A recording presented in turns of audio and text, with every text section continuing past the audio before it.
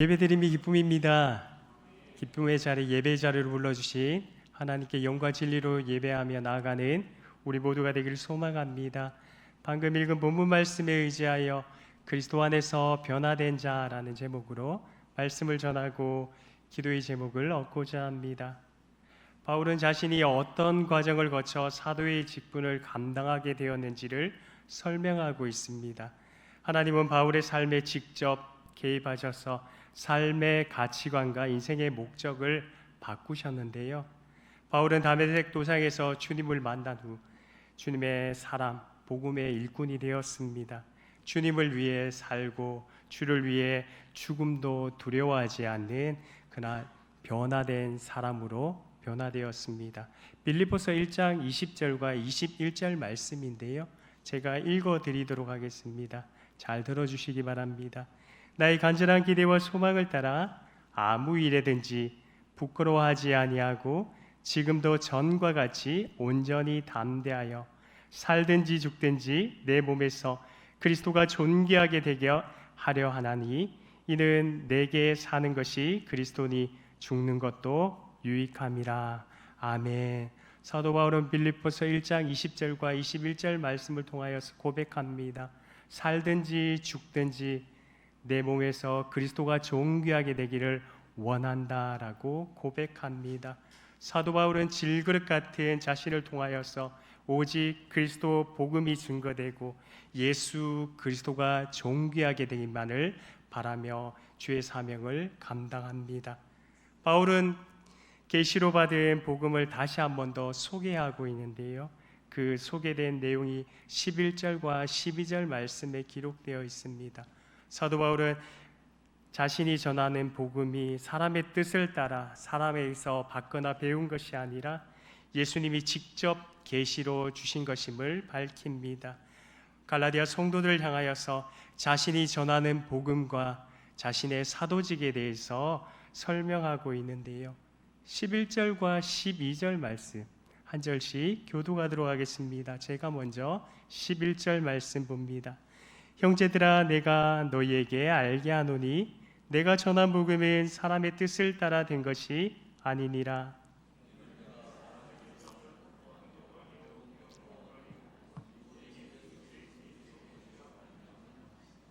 아멘.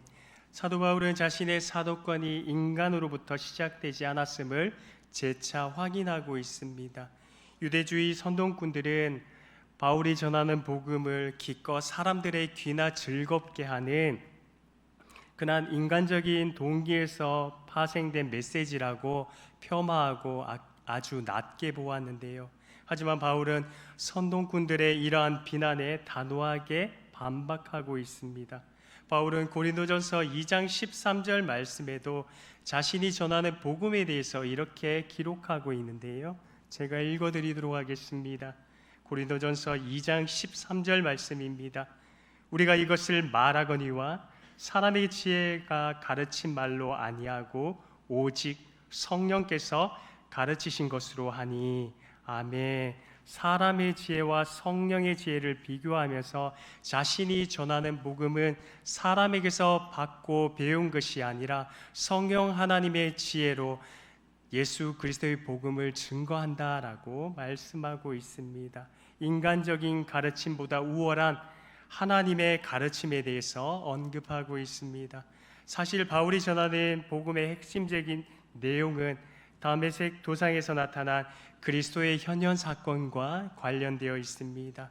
사도 바울은 복음의 일꾼으로 부르심을 받기 전에 지독한 복음의 대적자였습니다. 그리스도인이라면 남녀노소를 불문하고 옥에 가두는 복음의 반대자이며 핍박자였습니다. 바울은 특별히 유대교 종파 중에서 가장 엄격한 바리새파 사람이었습니다. 오직 유대교에 열심이 있었고요. 주님의 몸된 교회를 심하게 핍박하고 박해했습니다. 예수 그리스도를 믿는 그리스도인들을 잠멸하는데 누구보다도 앞장섰던 사람입니다. 바울이 이처럼 복음의 일꾼이 될 가능성은 전혀 없었습니다.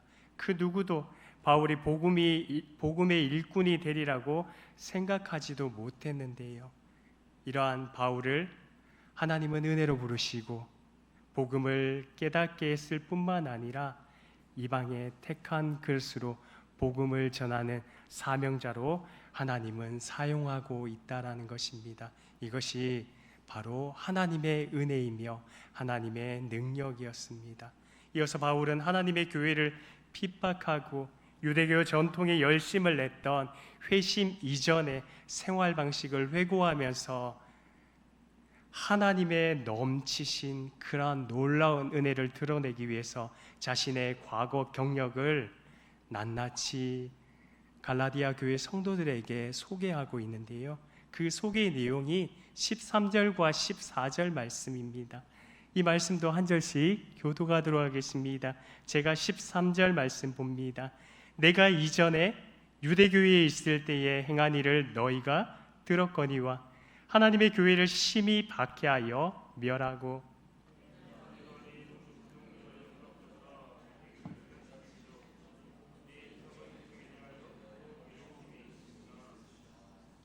사도 바울은 회심하기 전에 유대의 종교와 삶의 방식을 열정적으로 준수했던 바리새인이었습니다.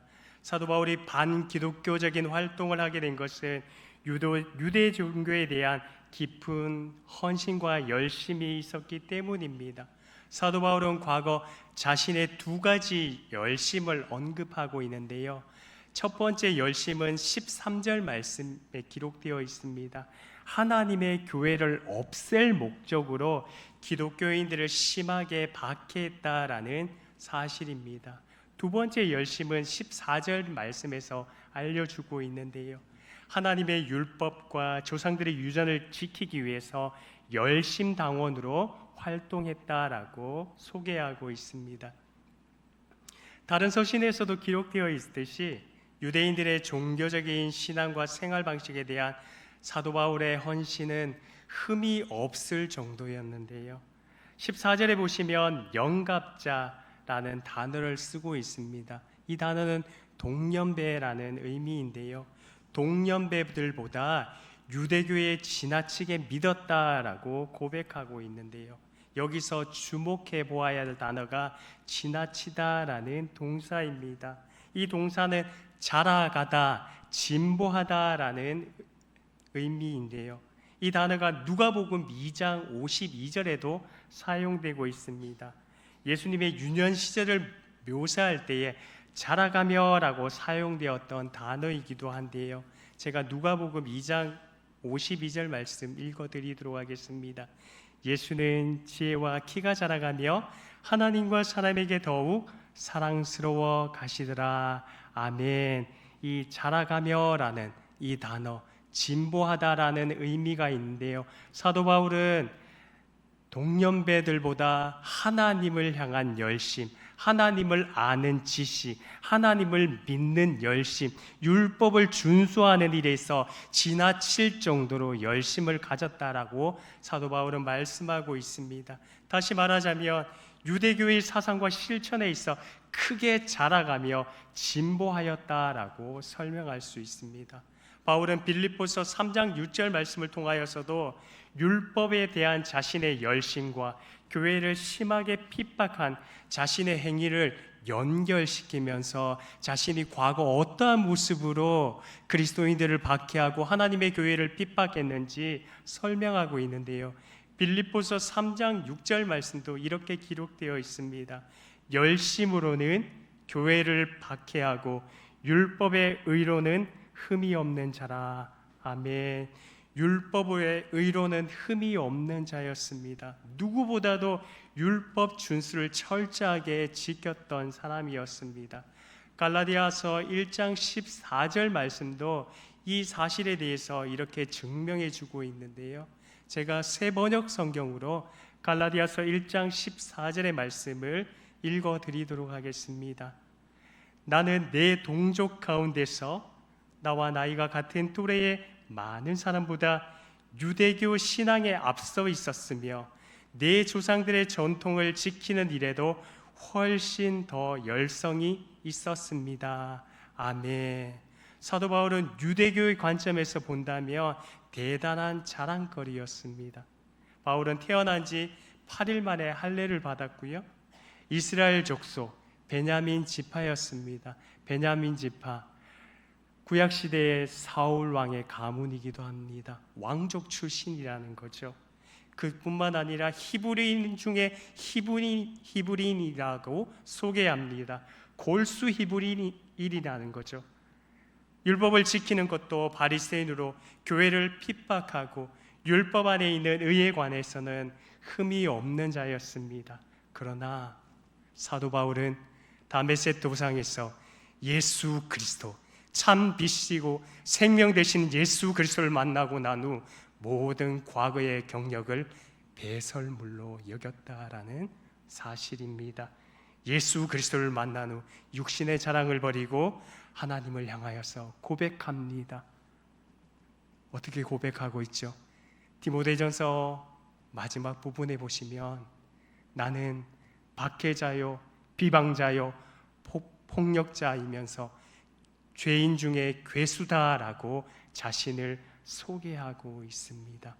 예수 그리스도를 알기 전에 유대교에 그렇게 열심을 가졌지만 결국 그 모든 것이 헛되었음을 사도 바울은 고백하고 있습니다. 당시 회심 전 바울과 유대인들은 자기들만이 유일한 하나님의 선민이라고 믿었습니다. 그들의 정체성을 보증하는 것이 자신이 가지고 있는 할례와 율법을 통하여서, 율법 준수를 통하여서 하나님의 거룩한 의에 이를 수 있다라고 그들은 믿었습니다. 그러나 사도 바울은 유대교와 하나님의 교회를 대조하면서 유대교라는 민족적 신앙의 제한성을 초월하여서 유대인과 이방인 모든 열방 가운데 예수 그리스도가 구원을 주시기 위해서 이 땅 가운데 오셨다라고 선언하고 선포하며 교회의 본질적인 사명을 향하여서 그는 헌신하며 믿음의 길을 걸어가게 됩니다. 사랑하는 태연의 성도 여러분, 당시 사람들은 사도 바울이 전하는 복음에 대해서 의문이 많았습니다. 사도인가 아닌가를 두고 여러 가지 말들이 많았습니다. 그러나 바울은 하나님께 선택받은 자로서 예수 그리스도를 직접 경험했습니다. 다메섹으로 가는 길에 바울이 겪었던 놀라운 영적인 체험은 하나님의 놀라운 은혜였음을 사도 바울은 고백하고 있습니다.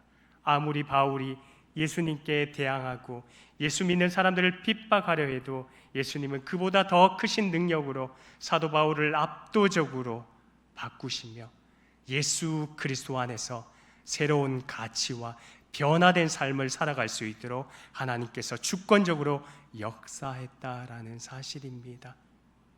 바울의 열정보다, 바울의 신념보다 예수 그리스도의 사랑이 더 컸기에 그는 예수 그리스도로 변화되어서 결국 끝까지 복음 사역 잘 감당하는 복음의 일꾼이 되었음을 우리는 말씀을 통하여서 보게 됩니다. 사랑하는 태연의 성도 여러분, 하나님의 부르심, 하나님의 은혜에는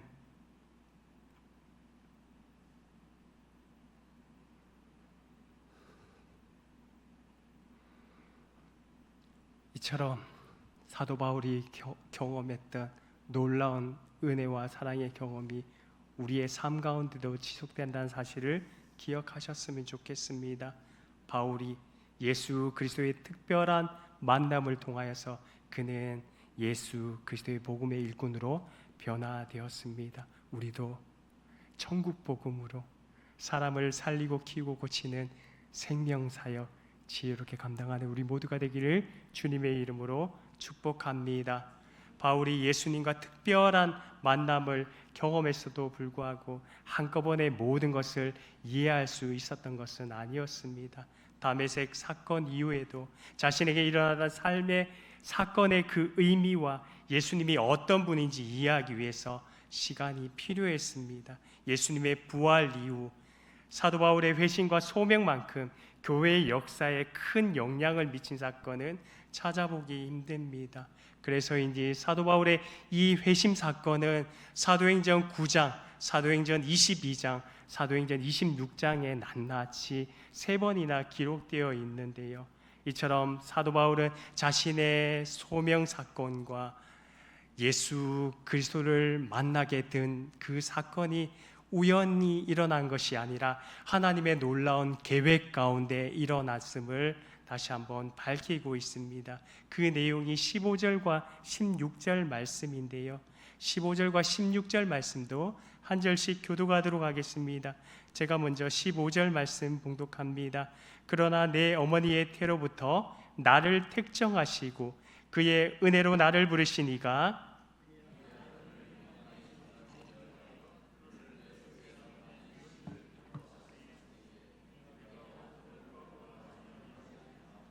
아멘. 바울은 자신의 소명 사건이 우연히 이루어진 일이 아니라 어머니의 태중에서 하나님이 주도적으로 은혜를 베푸신 그러한 부르심이었다라고 고백하고 있습니다.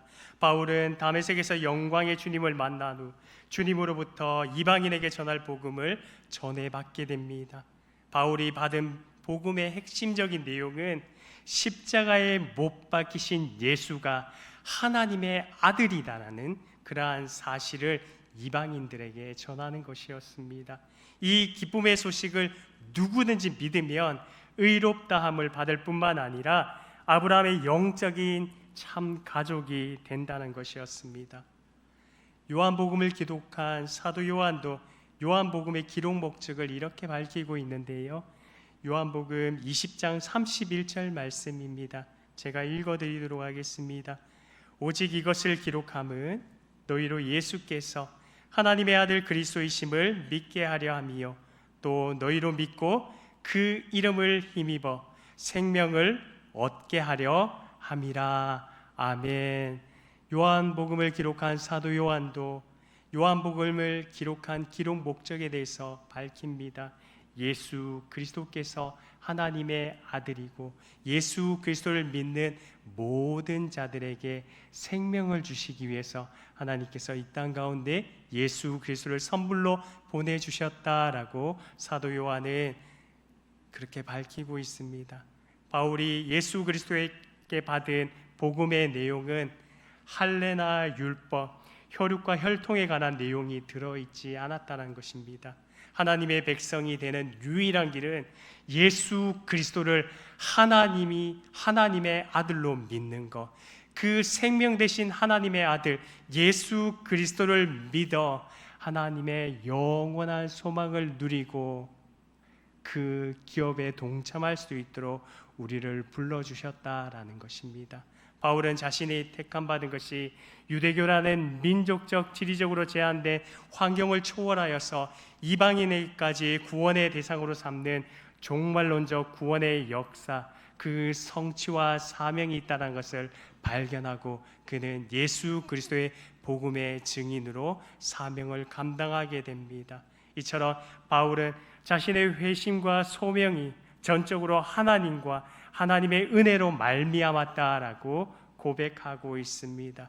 즉각적이고 근본적인 변화, 그것은 바로 예수 그리스도의 초자연적인 신적인 능력으로 인하여서 자신의 삶이 변화되었다라고 말씀하고 있습니다.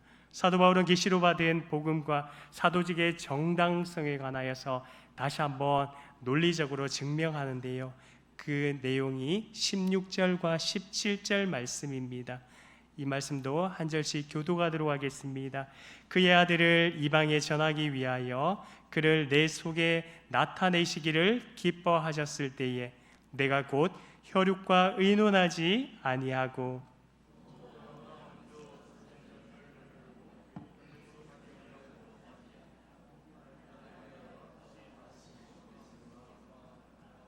아멘. 16절 말씀에 보시면 혈육과 의논하지 아니하고 해서 의논하다에 해당하는 이 헬라어 단어는 누구에게로 가다라는 그러한 뜻입니다. 누구와 협의하다, 연락하다라는 의미를 내포하고 있는데요. 사도 바울은 다메섹 도상에서 예수 그리스도를 만난 후 사도들과 접촉하지 않았습니다. 17절 말씀에도 보시면 예루살렘으로도 가지 아니하고 아라비아로 갔고 다시 다메섹으로 돌아갔다라고 말씀하고 있습니다. 이처럼 그가 전한 복음이 결코 예루살렘의 사도들에게 의존하고 있는 것이 아님을 강조하는 부분입니다. 바울은 예루살렘의 사도들과 의논하지 않고 그들과의 접촉을 최소화하였습니다. 그는 아라비아에 머무는 동안 선교에 대한 계획과 실행을 준비했을 뿐만 아니라 다메섹 도상에서 직접 만나게 된 예수 그리스도와의 만남을 돌아보며 하나님께서 이방의 택한 그릇으로 자신을 사용하기를 원하시는 하나님의 뜻과 부르심 가운데 다시 한번 삶을 점검하고 재고하는 시간을 가졌다라는 것입니다. 사랑하는 태연의 성도 여러분, 말씀을 들은 자는 말씀을 깨닫기 위해서 노력해야 합니다. 사도 바울은 먼저 사도들을 찾아가지 않았습니다. 그는 아라비아와 다메섹에서 3년간 지냈습니다. 그런데 아마도 그때 자신에게 일어난 사건을 내면하고 그 의미를 깊이 다졌을 것입니다. 성경에 보면 구약에 나타난 모세도 광야에서 하나님과의 깊고 친밀한 시간 가운데 부르신 그 사명을 향하여서 40년 동안 준비한 기간을 가졌습니다. 다윗도 마찬가지였습니다. 광야의 시절 가운데 하나님과의 더 깊은 만남이 있었고, 광야에 외치는 소리로 예수 그리스도의 길을 예비한 세례 요한도 광야에서 하나님과의 깊은 친밀감 가운데 자신을 부르신 목적과 사명 가운데 다시금 준비했다는 것을 우리는 기록된 말씀을 통하여서 보게 됩니다. 오직 하나님으로부터 말미암은 은혜와 계시를 구하며 하나님과의 깊고 친밀한 만남을 지속하며 가졌다라는 것을 우리는 보게 됩니다. 선교에 대한 계획을 세웠을 뿐만 아니라 헌신된 그리스도인이 되기 위해서 하나님 중심의 삶으로 변화되는 그러한 특별한 시간이 있었습니다. 사도 바울의 변화는 전인격적으로 이루어졌습니다. 예수 그리스도를 만난 후 바울은 하나님의 살아계심과 다스림심을 증거하는 삶을 살았습니다. 사람들은 바울의 변화를 보고 하나님의 살아계심을 깨닫게 됩니다. 말로도 하나님을 드러낼 수 있었지만 바울은 변화된 삶으로 자신이 복음의 일꾼이라는 것을 드러내 보였습니다. 그리스도의 사람이라면 그리스도의 향기를 드러낼 수 있어야 합니다. 바울은 철저한 그리스도의 사람이었습니다. 그렇기에 자신의 삶으로 그리스도를 나타내기에 부족함이 없었습니다. 우리가 예수 그리스도를 전가하는 삶을 살 때 하나님은 우리의 모습을 통하여서 영광 받으십니다. 우리 자신의 믿음이나 삶의 형편이 없을 때조차도 하나님은 우리에게 믿음을 선물로 주시고 그것으로 영광 받으시기를 기뻐하신다라는 것입니다. 말씀을 맺겠습니다. 우리의 삶은 예수님을 만나기 이전의 삶과 이후의 삶으로 분명히 나누어집니다. 이러한 사건의 지점을 우리는 인생의 터닝 포인트라고 하는데요. 다시 말하자면 예수님을 인격적으로 만나기 이전과 이후의 삶이 달라야 합니다. 예수 그리스도와의 진정한 만남이 있다면 그는 삶이 변화되는 삶을 살아가게 됩니다. 삶의 결과로 하나님을 드러낼 뿐만 아니라 하나님께서 부르신 사명과 목적과 부르신 소망 가운데 살아가게 됩니다. 부르심과 사명을 향하여서 믿음의 경주 잘 감당하는 우리 모두가 되기를 소망합니다. 전반기 사역을 은혜로 마무리했습니다. 남아있는 하반기 사역 가운데서도 하나님께서 우리를 사용하시고 우리를 통하여서 일하시 크신 은혜를 바라보며 사도 바울이 예수 그리스도로 변화된 삶을 살아간 것처럼 우리 또한 그리스도 안에서 날마다 성장하고 변화된 삶 살아가기를 주님의 이름으로 축복합니다.